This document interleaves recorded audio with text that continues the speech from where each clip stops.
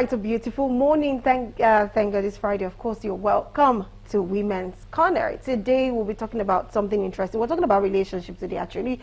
But first of all, we would like to hear from someone, an artist who is also a choir doctor. And a lot of times, people do not understand what it means for people to be a choir doctor. So yes, she wanted to tell a story of how she ventured into music. Well, it's just unfortunate we might not be able to play her music today, but hopefully one day maybe we'll be able to play her song. But anyways, I want you to know that we're streaming live on Facebook and Twitter at Galaxy Television, and of course you can download Galaxy Television app from Google Play Store and Apple Play Store. Remember, today is Friday, and of course I know it's exciting for people because a lot of people want to rest, go to parties, they're all on beds by tomorrow and all of that. But anyways, we're not here for that. Let's go for a short break, and after the short break, we'll take one tip, and after the tip we'll introduce our guests, then we'll start talking. So let's go for the short break. We'll be right back.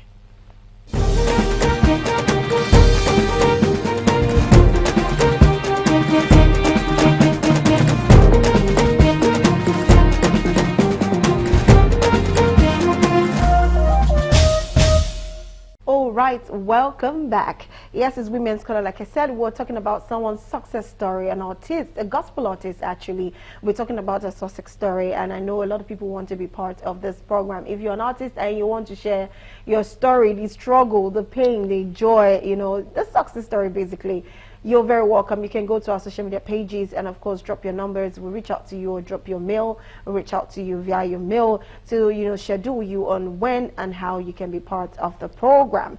Okay, like I said, we'll be going for a tip, and right after that we'll start the success story. So this one, we'll take a tip for speedy recovery of flu. I know you'll be wondering why I'm taking flu. Because I know that flu is one of the easiest way people can get contaminated by your hands, hugs, shaking and all of that. So if you know you have cold, we call it catarrh. Any small thing we say catarrh we're having, but yes, it's actually a flu. It could be in form of cough, it could be in form of you having catarrh and all of that. So yes, a ways to be able to manage it and be able to have a speedy recovery and not to spread it. This one particularly, I was doing this because of a colleague, and I told her you need a lot of rest. Don't pass it on, don't pass it on. But anyways, this is just for every other person that you know you are surrounded by, or you have someone around you that, you know, has the flu. This is a fast way to recover and not to spread the bacteria. Because of course from the droplets, when you sneeze, you understand, all of those things spread around. So let's quickly go for the health tips on speedy recovery of flu, and we'll be right back to talk with Seun Adekunle. I just revealed her name. Let's go for the tip. We'll be right back.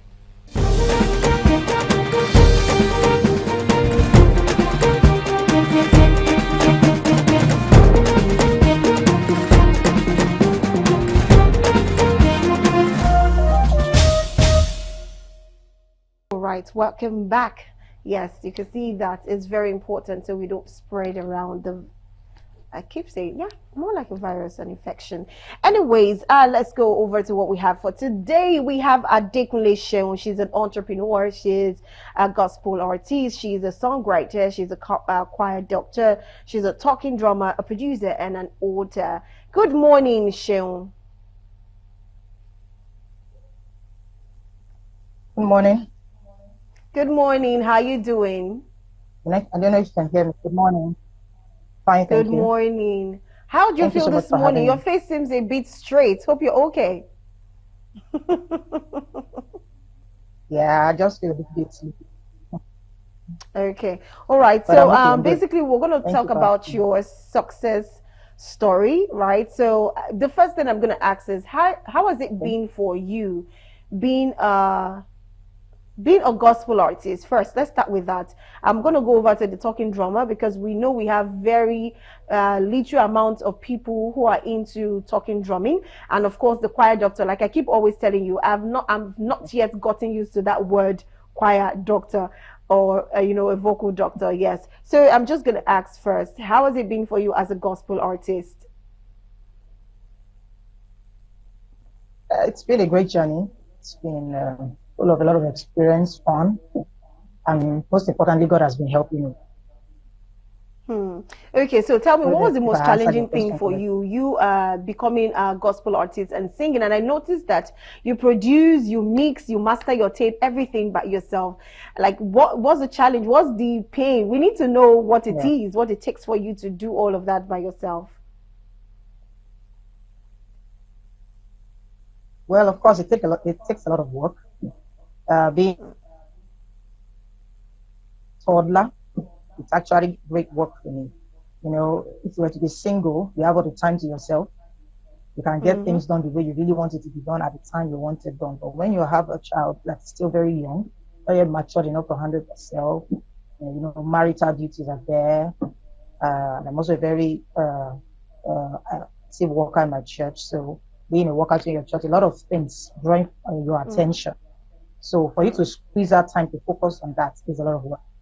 But God has been helping me. He's been moving forward and getting better and better. Really. Okay, so tell me, have you gotten any backlash being a gospel Yeah. artist? Have you had any basketballs, maybe online, even face to face, telling you about your work? Have you had any sort challenges like that? And how were you able to handle it? Well, for now, I don't think so because really, I've been into ministry for over 25 years, right? But I'm not just the kind of person that like to put it out there online and all of that. So I just started taking it seriously, let me say last year slash this year. But it was in full force this year because I figured, this generation, what really works is that you have like your kind of CV online where everybody can access it globally. So if you're just in your space, it's just people in your space, maybe like your church, your environment that know about you. They're not really making impact like that. And then even if you want to move around, there's limitation, like I said earlier, as a married woman, there are a lot of commitments that won't allow that as much as when you're single, if you understand what I mean. So you really want to go global, especially in this Gen Z season, internet is the thing. So you can reach people globally, a lot of people that you can even imagine online. So I started taking that seriously this year. So pushing out my content. But most of the time when I do stuff, I don't even take pictures. I do not stop of videos. I just do my work, deliver, make impact, and move.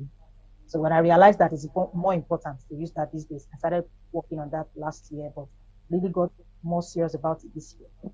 So probably that's why nobody really have my time to give me any gospel per se. Probably if I've been online for a while, there's a possibility, but I even doubt it because I really don't cross my boundaries. I don't think. Okay, all right. That's a very strong one. Okay, let's talk about your equipment, your mixing, you mastering, doing everything yourself. And I will not be shocked if you tell me you produce all of it yourself, like your music, because I've gone through with your music. How were you able Yeah. to put all of them out together? In fact, how did you even get to be able to master your Okay. tape, make your, I don't know, I don't really know how they do all of those things, but how Okay. do you get to put all of them together? All right. Okay. Okay. Here's the All right. So here's the thing I want to make clear first of all. Remember I told you I've been singing for a while, but I decided not to produce any song for a reason for years. Not that I can't, but I just don't see myself doing that. So I don't feel I was ready. So, but this year, figured that it's time, you know. So when it's time, I know I've always loved to produce songs. I've always had that, all those, that's fair for it and all. But I don't just feel ready at the time, right? So when it was time, I felt being the first time of releasing my song might be misunderstood as uh, I probably can't afford it. That's why I didn't release it in the standard studio, so to say, if I can put it that way, right? So I intentionally made sure my first song was produced by another producer who had a music studio, right?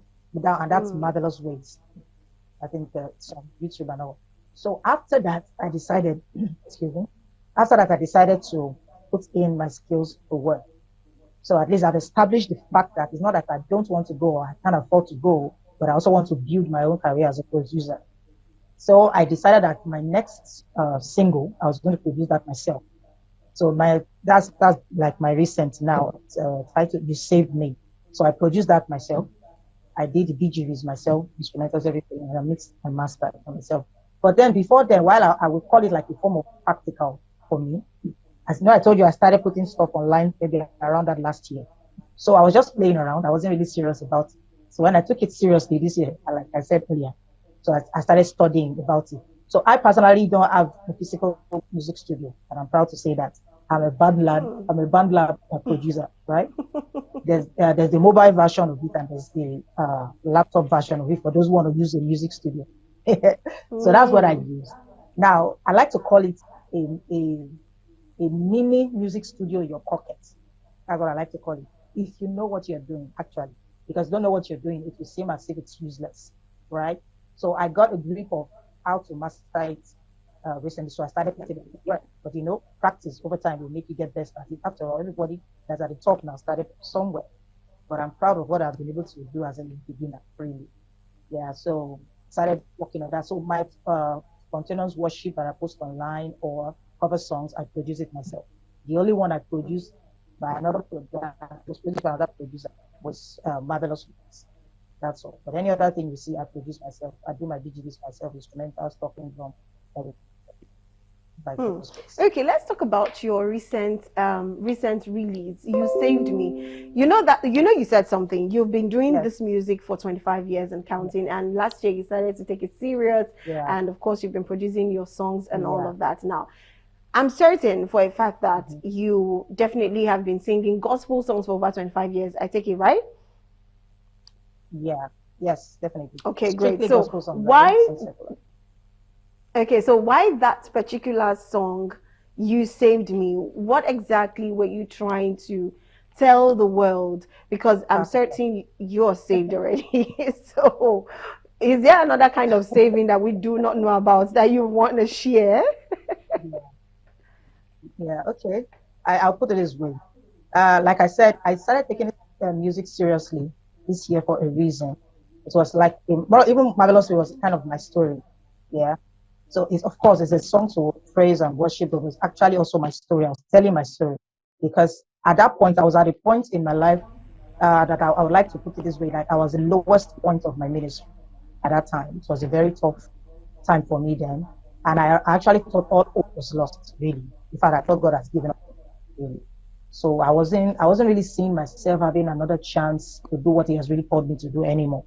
Even though, because like I said, I don't put stuff online, so people don't know much about it. They think they know it, but they actually don't know, except for those who are in the specific area where I was making impact years ago. So it's more like I know where I was coming from. So you do not know, but so I know I'm not where I'm supposed to be at that time.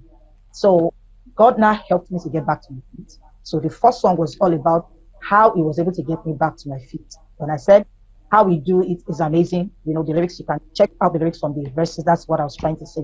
So now the second song was actually talking about the clearer truth of the fact that I lost my way, really. You understand? So I wasn't really in the middle of what He has called me to do at that time. So, but then He gave me another chance. I didn't believe that I could get another chance. I'm doing fantastically well, but if I should be sincere, I'm actually doing multiply by 100 than what I used to do back then. So that's why I said He saved me and gave me another chance. So that's just a summary of the whole story I was trying to pass across. All right, that's a beautiful story. Now we now know it's not the saving by by faith, but the saving by basically what you needed to be saved from. So okay, let's go quickly to choir doctor. Is it that someone you've heard from someone? Is it that you've heard from someone that maybe there is a term? Because like I said, it's my first time hearing choir doctor or choir doctor. So is it that you've heard it from someone else, or you just decide like, okay, I think choristers need to be taught this, they need to learn this, they need to understand this.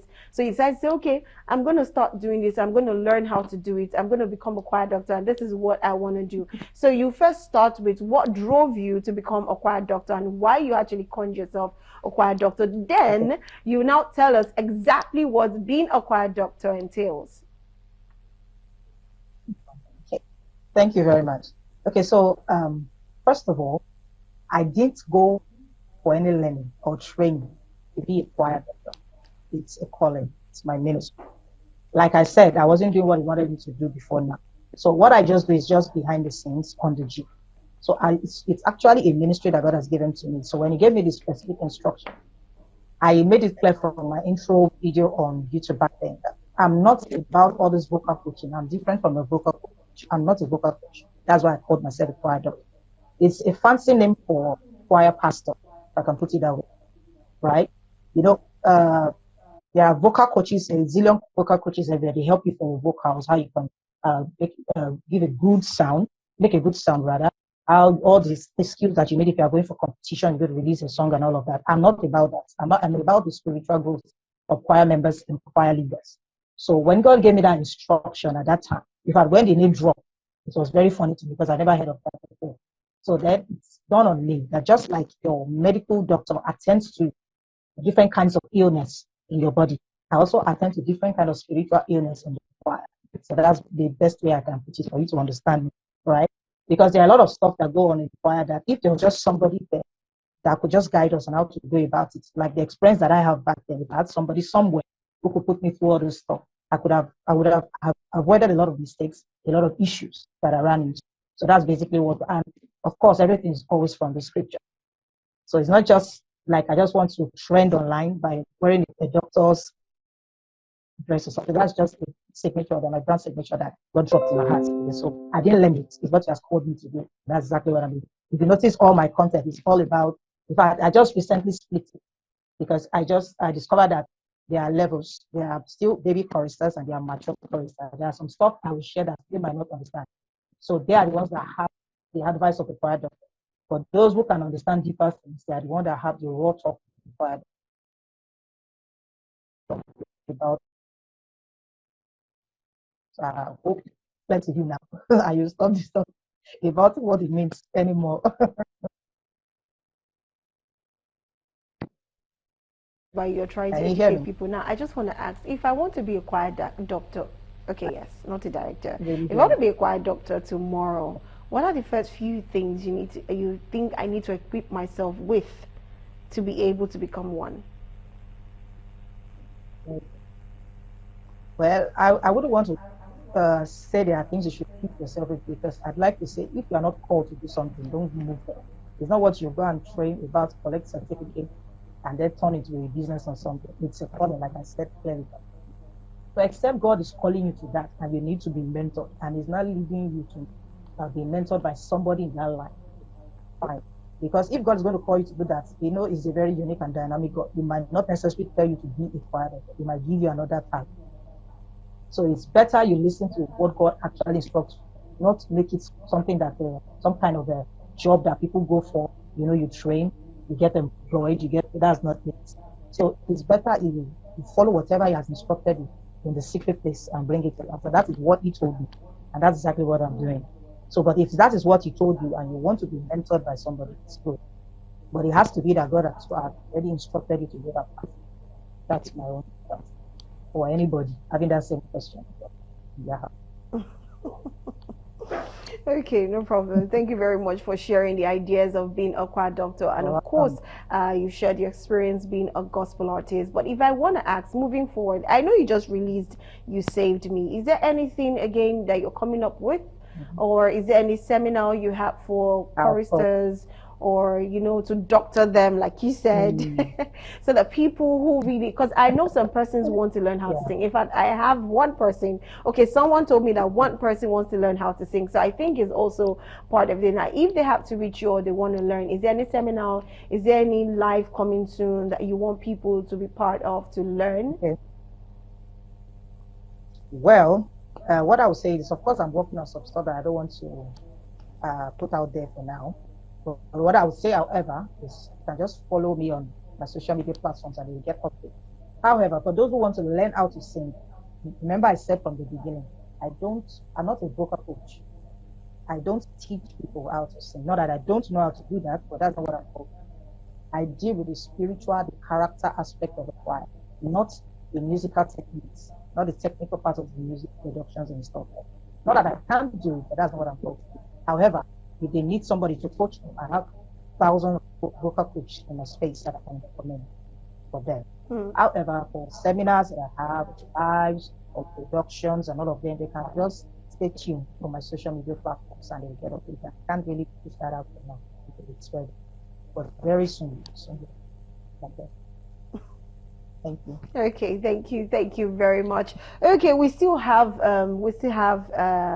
Sheung Adekunle in the building. I want us to just go for a break.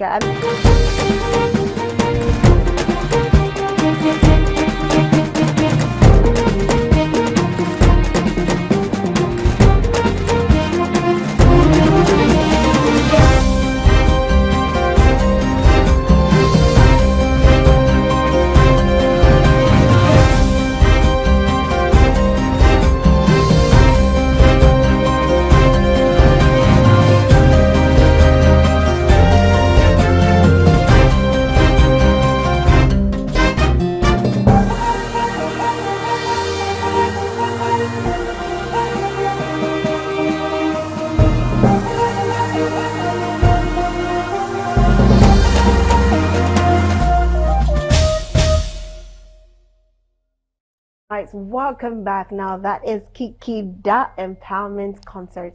Although I'm not gonna lie, I was wondering why the empowerment was in the concert. Just my thoughts. Like, did they empower anybody there with voice? I don't know. I don't know. I'm just gonna skip that. But sometimes, as a presenter and also a producer, we just question some certain things that doesn't seem unclear. So permit our inquisitiveness. Okay. We still have Sheung. Hi.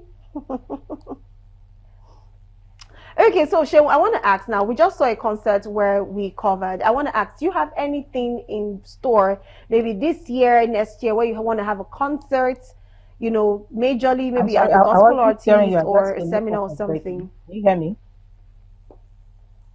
You said what? Can you hear me? I couldn't hear what you said because of the network. I don't know if you can hear me now, but I can hear you now. Sorry, come again. Can you hear me now?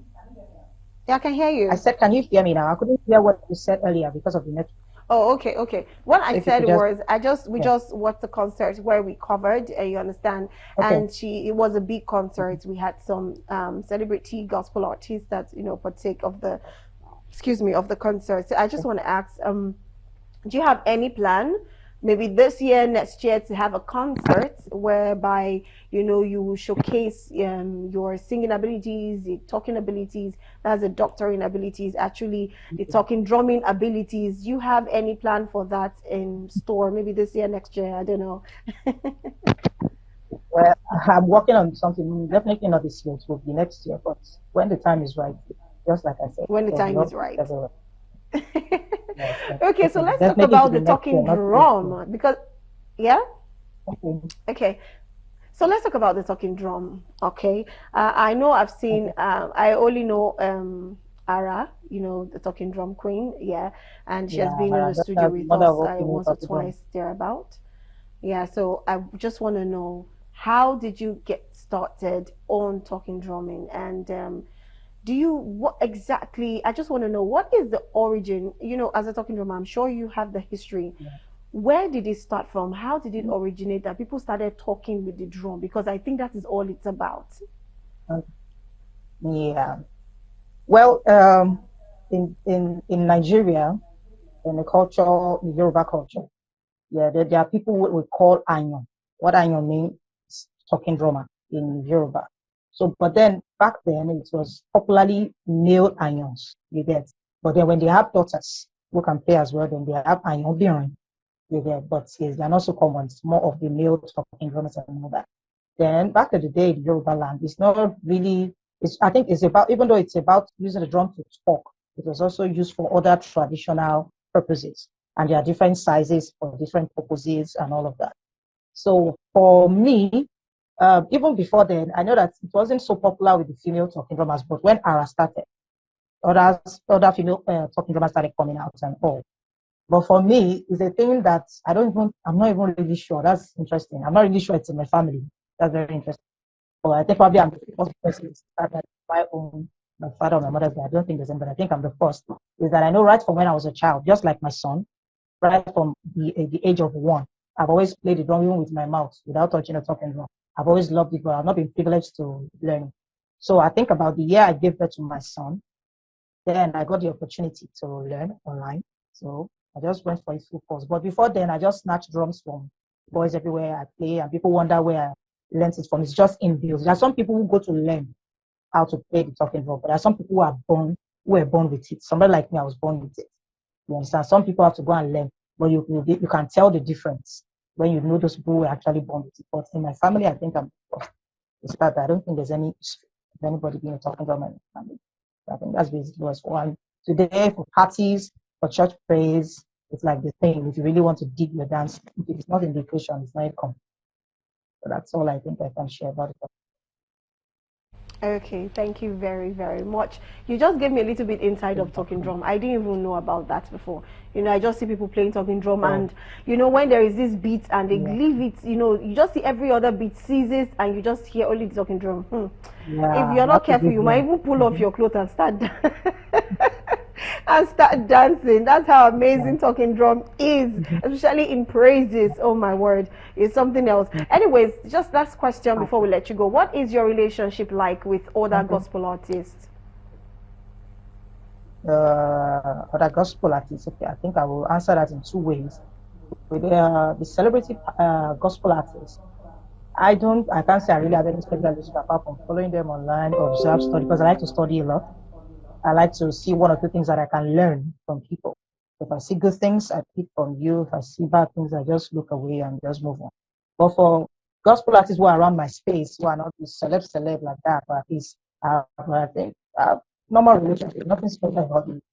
So I just try to relate. I say, I appreciate what God is doing in your life. If you're doing good, I appreciate you. If you're not, if you're in the space where I can talk to you about it, probably that's why I'm the current doctor anyway. I talk to you about it. But if not, I'll just observe and learn a few lessons from you and probably start to teach others how not to walk in that line. I'm very simple. I don't have anything over special and dramatic. I'm just simple, relate with people, everybody, just that's all. I hope Okay, I answered your thank you question. very much. Simplicity is actually the key, You're actually, welcome. to be honest. No matter how much you want to achieve in life, Yeah. by the time you start becoming Yeah. too ambiguous and too I don't know, people can't explain, people can't understand. I think it's very hard for people to be able to relate with you. You become almost unrelatable. So, but we can relate with most of your experience. We can relate with all the things that you've shared, and of course the ideas that you've shared with us. And we really appreciate you from all of us at Galaxy TV. We appreciate you, and we say thank you so much for joining us on the program today. Hopefully one day we'll bring you onto the buzz. This time around you'll come and give us the singing, the talking drum, everything with your video. We're gonna give it to the viewers, of course. Thank you so much for joining us. Yeah, thank you so much for having me too.